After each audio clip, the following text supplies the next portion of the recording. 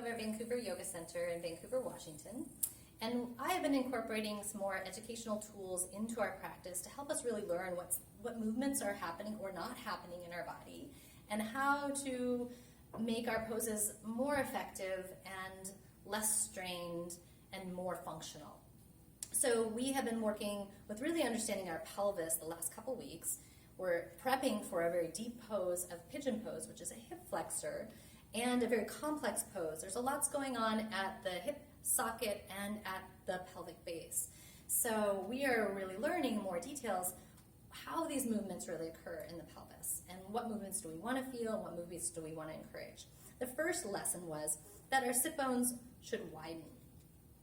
And as the sit bones widen, that the tail should move back and the pubic bone move forward. So there is an expanding of this pelvic floor. Expanding of the pelvic floor. And when we open and expand the pelvic floor, then it gives us space for our hip to sit in its socket. Then we're set up and ready for our rotational motion of the leg. We're thinking of this like a diamond or a kite. Sit bones are two sides of the kite.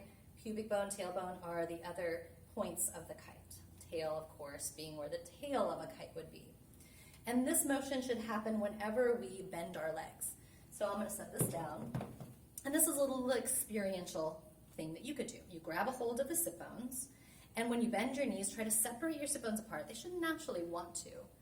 And then when you stand, the fingers should be drawn inward a little bit because the sit bones want to naturally come slightly closer in when you're standing. So sit bones wide and sit bones in. Now there's another component. So as sit bones go wide, also your tailbone goes back, and it's a little more complex to feel, but the pubic bone goes forward. You can just imagine it for now. Visualize the shape of a kite, and every time you bend your knees, you're going to create more of that spaciousness.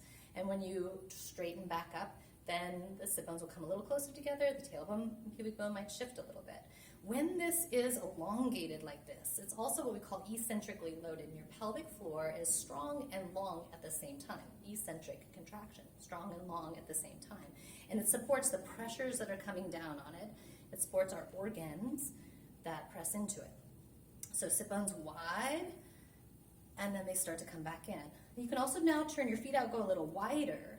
Another component, so first we do the sit bones wide, right, tailbone back, pubic bone forward, and then we start to turn our thighs out so they point down to the second and third toes.